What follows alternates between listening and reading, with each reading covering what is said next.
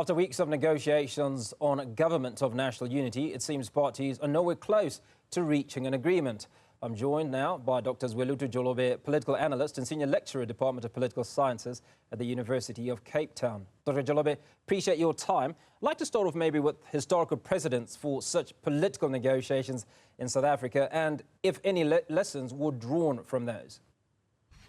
Look, I think we have to be realistic in the sense that it's not the first time that parties have been forced to think about forming a government. If we look at the metros, for instance, over the last 25 years, there has been experience there. The second thing is that we also have to be a bit realistic because we're asking two parties that have been on opposing ends of the aisle to somehow form some kind of compromise together. And I think that this comes in the backdrop of the experiences with governments of coalitions worldwide, in the sense that most cases that we've seen, it takes about a good 5 months or 6 months or even 9 months or so. And for us, we are sort of trying to expect them to form within weeks.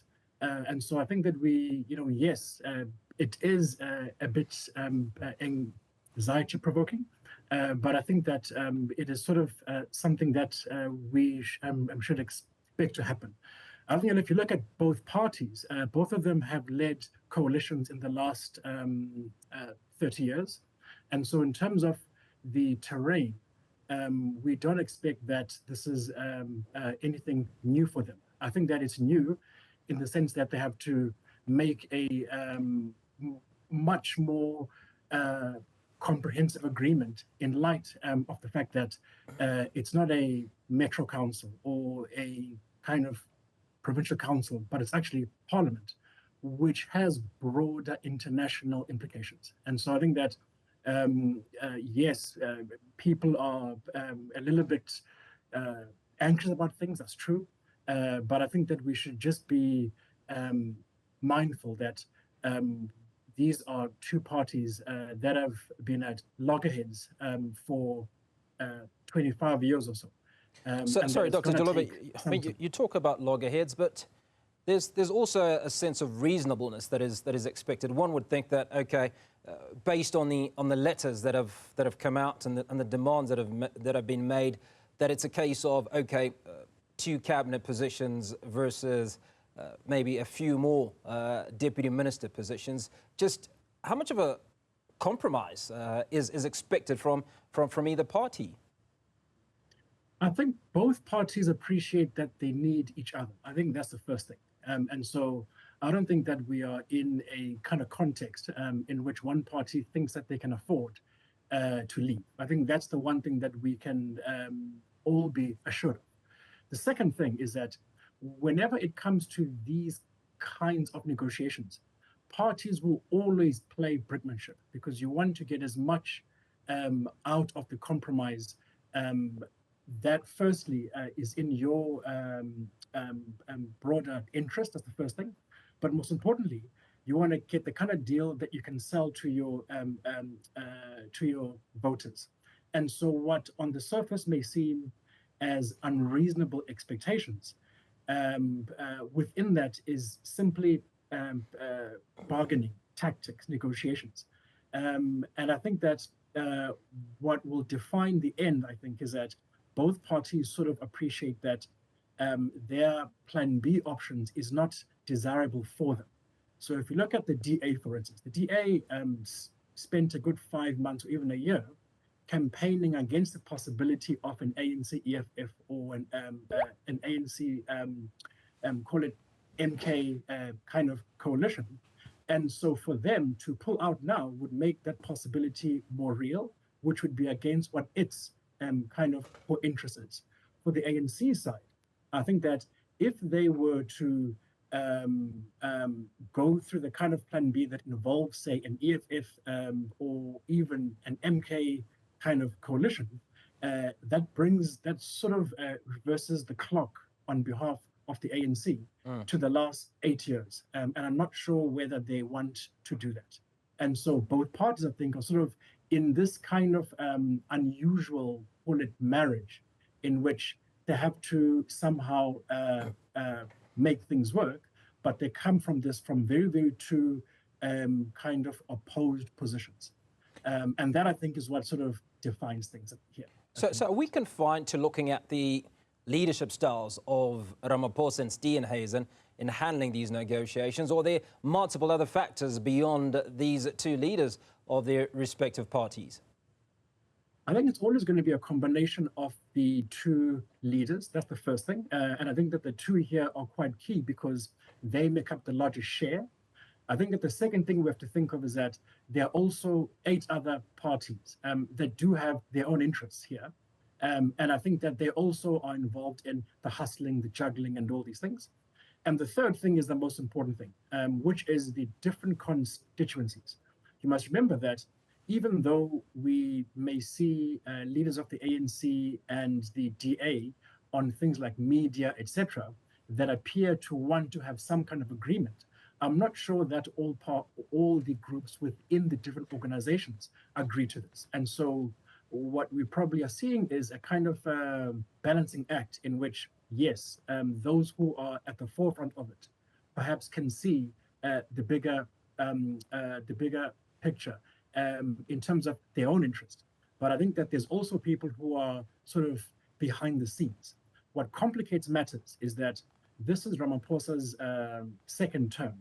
And we all know that in the history of the ANC since 1994, whenever ANC presidents get into their second terms as government presidents, then big debates around succession emerge. And so we can't also divorce those kind of things playing into this, which means that the kind of compromise that we might see, at least quite soon, I think, would be one that would take all these very complex matters into consideration. So if the ANC, the internal politics of the ANC comes into mind, just how much pressure is President Cyril Ramaphosa under to make sure that this GNU works, that it works in a particular format?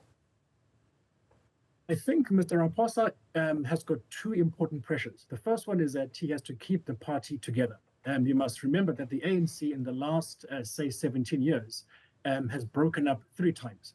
And so that's the first thing, in the sense that you don't want to get into the kind of arrangement that is going to create the kind of discord that will see another EFF forming or another MK forming or another COP forming. So that's the first thing, right? You have to think about how to please the party base in light of the fact of the implications that a party like MK has had, in the sense that for the first time we've seen a break that has had electoral consequences for the ANC. The second thing, I think, is that he has to be mindful that this is his second term, which means that whether people like it or not, succession is going to become an issue. The question is, when do these debates make it into things like, say, formal media, for instance? I think that we have a hung parliament means that the potential for those debates to be pushed forward are more real, I think, in light of the fact that there could be some unhappiness regarding what the final kind of GNU agreement will be. And so I think that it's important to sort of note that there, whenever these things happen, there are always going to be these moving parts, and that the ANC in the last 15 years has had secessionist tendencies.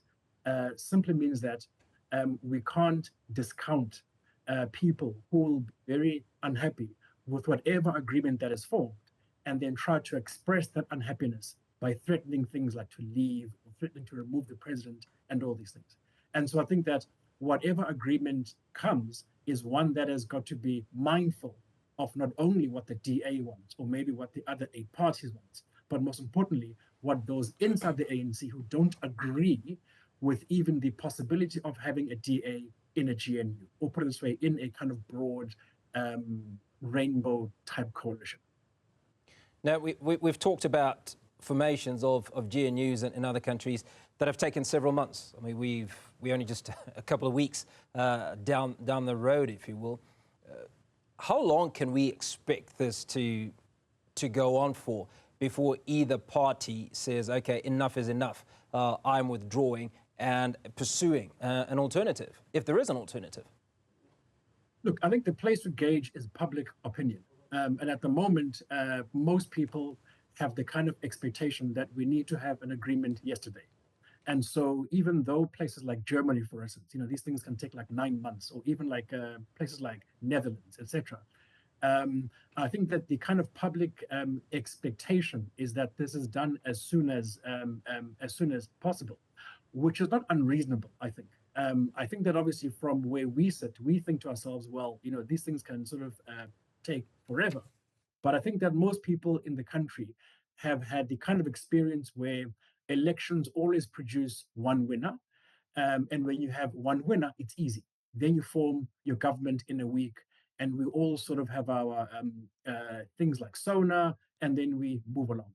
I think that at the moment, things are a lot more complex than that, because we cannot discount positions from policy, right? And so in as much as what makes news now is about who will get what position, or who is going to be, say, a deputy minister and all these things, is that you cannot discount that from what the overall agenda of the GNU will be, which means that there's a lot more conversations around multiple things that maybe the public are not privy to. But I think that because the public and because kind of broader international expectations expect this to be all kind of done a lot sooner, means that they can't not listen to that, and I think that that's going to be the kind of determining factor. The most important thing, though, here is that they have to make sure that they create the kind of call it GNU that the public can actually buy into, which means that they're sort of caught between a rock and a hard place. On one hand, they want to have a comprehensive agreement that gives a very good image, so that we are all confident and say, right, this GNU can take us to, say, 5 years. But on the other hand, there are a lot of pressing matters that the public feel should be attended to. And I think that that's where we're at the moment. Dr. Zwelethu Jolobe, political analyst, speaking to us from Cape Town and unpacking those issues for us around the complexities of coming up with that cabinet